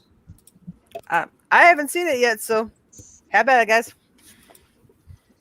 Tom Hiddleston. I saw it once. To be honest, I barely remember it. It's one of those movies that I think I respected more than I enjoyed. Oh, and Benedict Cumberbatch. I love it, but I've seen the play, and the play is incredible, and I love horses as well. So just these two things is coming together. Just I love this movie more than I should, but it's a lovely watch. It's one of those films where you just put it on for 2 hours and just enjoy seeing a horse. Horse gonna horse. Horses, horses. Well, I mean, it's also hard because the pickings are also pretty slim, but yeah, really good. Yeah, all good. Good way to close out round number 4. Tony, recap time. Absolutely. All right. So Brian went first this round. He went Ready Player One. Steve went second with Minority Report. Tyler in the middle, Men in Black. Peggy went The Terminal, and Billy went Warhorse. I like how it went from very sci-fi to not as it went along. It's true. Realistic. All right, 5th and final round, gentlemen. This is where you pick your guilty pleasure. You pick the one that's near and dear to your heart. You pick the one that best rounds out your squad. However you want to do it, that's the one you go with. Just follow your gut. Billy, what is your gut telling you for your 5th and final pick? Sorry, dog. And hi, Rory. Yep, she likes to make cameos. Okay, so it's going to be ironic considering the city it's taken place in, and he cameos in this movie. But I'm going to go with Blues Brothers. Love Blues Brothers. It's so fun. It's funny. And yeah, he cameos as the guy that they give the money to. John Belushi, Dan Aykroyd. I mean, based on an SNL skit. But yeah, John Landis, great director. And oh my God, it's so just great singing too. And yeah, Ray Charles. Do I need to say anything more there? It showcases Chicago pretty well. And yeah, I understand that it's very ironic since I come from the rival city, but it's just it's a great movie. Oh yeah, and there's Nazis. Again with the Nazis. Well, I'm never going to disapprove of a drafting of a Chicago movie, so you guys have at it. You guys know how I feel about the Blues Brothers. Yeah, I knew she loved it. I spend a ton of time in Chicago as well because I'm in the general area. Yeah. But so I mean, but that aside, I love the Blues Brothers. If I went off and chose one of his like acting credits, it would have been this one because this one actually has a speaking role. It's actually a legitimate cameo. So, and it's one of those things that's like, I think a lot of people, especially if they saw it when they were younger, didn't even realize it was him. They go back now and like, oh yeah, it's Steven Spielberg. But yeah, I love this movie. It's the hair. Fantastic music film as a comedy. I hate Illinois Nazis. It's not really a comedy. It's got comedic moments, but it's more of a music film. Half the movie is performances, you know? Yeah, true. You know, Equity loves the blues. That's House of Blues. But all right. So Billy's team is full up. Sorry, did I cut you off there, Tony? No, I was just going to say any more on Blues Brothers before we move on? No, well, we're going to speed round this fifth and final round. Just try to get everyone out of here relatively on time. I am going to do also, and where Steven Spielberg made an appearance. He didn't direct it. He didn't write it, but he doesn't really make an appearance. He makes a voice appearance. This is the complete cheat of the draft thus far. You can keep your Cornetto trilogy. I'm taking Paul because this movie is underrated. I love it. I just want to give it a shout out. So I'm taking it with my 5th overall pick. I'm taking Paul. I love my team. Love my team. Just rated. It's the unofficial 4th film of the Cornetto trilogy, but it's The War's End. I know. I just dig it. I love it. So yeah, and then I'm sure like it seems it's whipped you up into a verbal frenzy on this one. You just completely shut off, literally and figuratively. That's fine. All good. We'll press along. Tyler, what you taking for your 5th round pick? So my 5th round pick is a little film related to another film called The Lost World. Okay. Yeah, no, I was like, if it's still there at the end, I have to choose Lost World because I mean, I love that film as well. It's definitely darker than the original Jurassic Park. I wish they had kind of kept some of the elements from the book, but it's still a great film. I mean, you get a really random Vince Vaughn in there, you know, Julianne Moore, Sarah, a lot of raptor action. You get to see kind of, I like possibly. And his cheekbones. I love how they really kind of tried to show like how these animals had flourished without any human interaction. So I really enjoyed the film. I mean, the whole San Francisco thing was a lot of fun. Or San Diego, sorry, I think it's San Diego. Was just, it was a lot of fun. You know, it was kind of just one of those things where it's like we just want to see a T-Rex tear through a city, but it's a fun film. Definitely not as good as the first one, but still a lot of fun, and I still enjoy watching it a lot more than I watched 3. That's the one with William H. Macy. Yeah, Alan. It ruined that ringtone for me. The second movie had the third one. It's the third Thank one. you. Okay. Yeah. All right. And I mean, the second one did have Sarah, where he sounds like he's saying one of his various uhs. And has horses, which was my favorite dinosaur as a kid. So I was like, there we go, finally. Yeah. No, I like all the Jurassic Park movies to different extents, and including this one, which is not, again, I think one that gets unfairly criticized. I enjoy the whole movie. I enjoy the stuff on the island. I enjoy everything and when they get to the city. I think it's a good movie. Again, I like you said, I don't think it's anywhere near as good as the first one, but it's still a lot of fun. I mean, the only moment in the movie I don't like is the stupid gymnastics thing, but we'll just forget about it. Oh, I love that. Just because of how stupid it is. They cut you from the team? It's just like, what's happening here? I love how the rafters there were built just like the parallel or the uneven bars. Also, you got Pete Postlethwaite is one of the best villains in any Jurassic Park film. Just like, he's so good. Like, I'll be honest, for like the longest time, I thought it was like Patrick Stewart because they have a very similar face. Yeah, but no, I learned who Pete Postlethwaite was. May he rest in peace.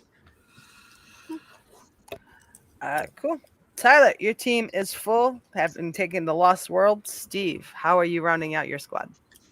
I am rounding out this team with Munich. Okay. I'm going with Munich. It is a story of the Black September attacks and the Munich Olympics and the team that was sent to take care of the guys who were responsible behind it. You have a cast of Eric Bana, a prominent upcoming young man by the name of Daniel Craig, Jeffrey Rush, and Kyron Hines. It's a real go-rounded cast. Not an all-star cast, but a good rounded cast for that type of movie. It's a retro, gritty movie of feel like it was just made out of the 1970s. I like it for the fact that Eric Bana delivers a tremendous performance as he's a man who's trying to deal out consequences even though he has no choice but to do it for his country. And each hit that they do gets messier and messier, and it just takes a toll on each man that are on each man of the team. And there's even just a tension-filled moment where they're basically in another room with one of the targets, and they have their other groups, and they just have a standstill, and they have interaction social that just make them realize, hey, there are enemies, but they're not very they're similar to us, I haven't seen this one, unfortunately. Yeah, it has one of my favorite Eric Bana performances. Like between that and Black Hawk Down, I think that was when Eric Bana was then typecast for like all the dramas, because in Australia he was known for comedic roles, oddly enough. And then he did Munich, which again, another great true story and very topical now because the Olympics are happening literally as we speak. And yeah, good pick. Yeah, and don't forget a great performance in Funny People. True. I don't know, with Munich, I always just felt that there was just nothing to it behind the eyes. It was just one of those films where it's just like, it just felt passionless. So there was no one, like, Spielberg wasn't that keen on this. It felt like Spielberg was just doing it for the money rather than like actually trying to do, like, he was either doing it for the money or doing it for the Oscar rather than actually for a personal reason for the film. And it just fell flat for me. Okay. Guess that's fair. But all right, Steve, your team is full up. Brian, close out both your team and the draft. What are you taking with the last pick? With my last pick, I had to be strategic about this. I actually was worried that Peggy might take this, so I had to consult Letterboxd, and as far as I can tell, she has not seen it. So I felt safe leaving it for number 5, which is one that actually was a little mocked a little bit earlier in the pre-show, and I don't care. I love this movie. It's Always.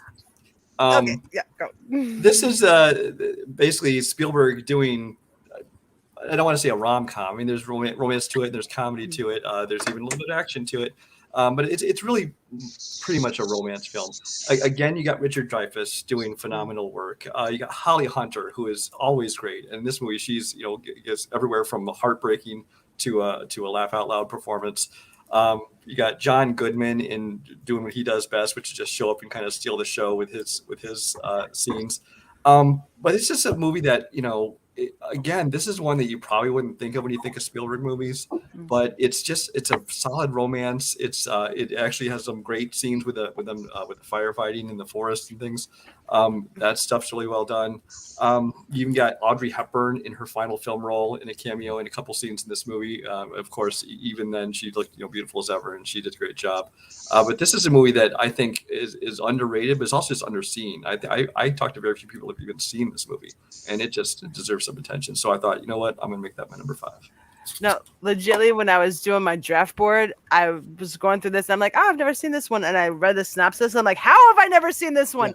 And I fully intended to watch it before the draft today, but I just got completely Well, busy. I'm glad you didn't, because you probably would have stolen it from me. Probably, but no, it got to the top of the to-do queue, if you will. So yeah, I'm watching this one and soon, because just reading the synopsis, I'm like, oh, this is right up my alley. How the hell have I not seen this one? Has anyone else seen it on panel? Yeah, I have. I've only seen it. Sorry.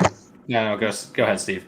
I've only seen bits and pieces of it, but from what I've it's a nice little nice little movie. It's a nice little movie with a great cast. So I mean, it's a really solid pick. I wouldn't have put it on my board, but it's a really solid pick out of all the ones that we picked. So it's a good pick. Yeah, and I saw it because I've stated multiple times, Audrey Hepburn is my favorite actress. And I learned that this was her last movie. And then I didn't know it was a Spielberg picture. And it was one of those movies that you didn't know existed, but you're glad that you know it exists. Yeah. It's just like, oh, these people are in this movie. And yeah, it was a charming little, you never see Spielberg really tackle like romance that much, like not as like the central focus. It's always like a side plot or something like that. So that's what intrigued me about this movie. And like even Spielberg at his worst is still much more interesting than most people at their worst, because he really does have an understanding of film and how it generally works in general. I know that was I'm just rambling, but no, that's fine. Yeah, great movie overall. And then actually, because of this movie, I went and I sought out a movie called A Guy Named Joe, which is actually this movie is a remake of that. It's a Spencer Tracy movie. Yeah, which is actually I watched that one, and while it was hard for me to just watch the movie as a movie because I'm recognizing all the beats and scenes from this movie the whole time watching it, but it's actually an excellent movie as well. Brian, which one should I watch first? A Guy Named Joe or Always? I would say Always, but that's just me. Gotcha. All right, cool. No, and I'm now glad I am aware of this movie because the Audrey Hepburn link is going to so help in 6 Degrees of Kevin Bacon. Just saying. It is a good one for jumping generations. Yeah. Yeah, exactly. Yeah. So that brings us. We're at the end of the draft. Tony, recap away, and then we will get to everyone's honorable mentions and your plugs and get you guys out of here as quickly as we can. All right, so here we are. So Billy went first overall. He went with Jaws, first Hook, The Color Purple, Warhorse, and Blues Brothers. Peggy went second, Saving Private Ryan, Indiana Jones, The Last Crusade, The Goonies, The Terminal, and Paul. Down in the middle, Jurassic Park, Catch Me If You Can, The Adventures of Tintin, Men in Black, and Jurassic Park The Lost World. Steve penultimate, Raiders of the Lost Ark, Schindler's List, Gremlins, Minority Report, and Munich. And then Brian at the end, E.T., Close Encounters of the Third Kind, Indiana Jones' Temple of Doom, Ready Player One, and Always. Those of you over in the chat, what did we miss? What would you have picked? Start shouting them out. Brian, we're going to go to you. Anything that was your honorable mentions and anything you want to plug or promote? Have at it. Nothing to plug or promote for me. I don't usually do that kind of thing. There's a few more Spielberg ones that I really enjoy, but the only ones I probably would have seriously considered of what's left for if we had like another pick. Amistad, I think, is underrated. I think that while the movie as a whole is not 100%, it's not quite as good as some of his other, prestige dramas like Schindler's List kind of thing. I think the performance, especially Jaimin Hansu, is phenomenal in it. And an early role from, before he was popular, of Chiwetel Ejiofor, I think does a great job in this movie as well. The other one is actually Sugarland Express, his first theatrical feature. I mean, he had done Duel before this, but that was a TV movie. And that's a movie that's just, it's a small movie because obviously it's his first one. But it was just kind of a fun little comedy adventure. You got Goldie Hawn in it, and you have William Atherton for once not playing the asshole. I mean, he's known as the EPA guy from Ghostbusters, and he's known as the asshole in Die Hard. He's known as the asshole in Weird Science. For this Biodome, one, he's a very good guy. Yeah. All right, cool. Tyler, anything you want to plug, promote, and your honorable mentions? Yeah, I mean, if you enjoyed hearing me talk about movies semi-coherently, definitely go and check out my podcast, Nerd of All Trades. Every week we talk about different movie franchises, and we just talk about it's just random tangents, and it's like 90-10. I mean, it's more than that, but like we just go on a lot of tangents. So if you go and check out Nerd of All Trades, we'd love to hear from you. And as far as honorable mentions goes, I mean, everybody kind of hit everything that I was looking for. I was actually really surprised with the list I was able to make happen, because I was just like, it's all the big ones. People are going to take these. But I do want to give a special shout out to Poltergeist. I really enjoyed the first Poltergeist. He did the story for that. And that's pretty much like the only one that hadn't been mentioned that I had seen. I do want to say, like, I've heard really good things about The Post and The Bridge of Spies, but they're just not ones I've seen yet. But they look like they're right up my alley, and I'm going to check them out. So Bridge of Spies, very good. The Post. Yeah, Maybe the marketing got me then. The marketing got me on that one. But yeah, I was still gonna check them out. But yeah, no, I think those really, it was just Poltergeist, because I just really enjoy that movie, and the awkward the awkward cut because I couldn't talk about Pizza Hut. No worries. All right, cool. Steve, your turn. Promotions, plugs. Promotions. All I'm really promoting is my YouTube channel, which is just my personal YouTube channel. That is at 7K. My Twitter at Steve Mesa. I'm also at Mesa Media. It's a production company that I run that specializes in editing and shooting of pro wrestling footage. So if you need someone to put together a highlight reel or put together a show of a wrestling caliber, this is your guy. As far as honorable mentions go, Tyler already mentioned Bridge of Spies. It was between Munich and Bridge of Spies. I thought Bridge of Spies is better than people give it to. That's an underrated Spielberg movie, rated by the Coens, by the way. But I'm going to say Empire of the Sun. Empire of the Sun is really underrated. I mean, it's Christian Bale's first prominent performance. John Malkovich, it's World War II movie. And it's something that it's basically a boy's journey through basically during World War II with John Malkovich as his side buddy. So also Duel, really good chase movie. Cool. All right, Billy, what you got for honorable mentions and plugs and promotions? Brian mentioned Amistad earlier. I was thinking that was the one between that or The Color Purple, and everything he said was true. And I also thought of Goldmember. His great cameo where he does a backflip, and it's incredible. Yes, thank you, Brian. And the things I got to plug, I'm plugging my podcast, See You Next Summer. So that's on Twitter at SYNSPod. We're starting the Star Wars prequels. Actually, we recorded yesterday. They're long episodes, and I got a couple of great guests, but much like digesting the Force, I am digesting the Force in my show. And yeah, just throw up the graphic, Tony. And, no, it's a lot of fun. I do it with my friend Raul, and no, I'm always happy just to be here. And I'll probably get last in the polls. That's okay. But hey, I have fun. That. I'm always down to do this. That's just a way to engage everyone on the Facebook page. Don't even trip about that. Yeah. I mean, care if you want, but you really shouldn't. And then Tony, what's coming up on the channel? Yep. So big. What would you have drafted?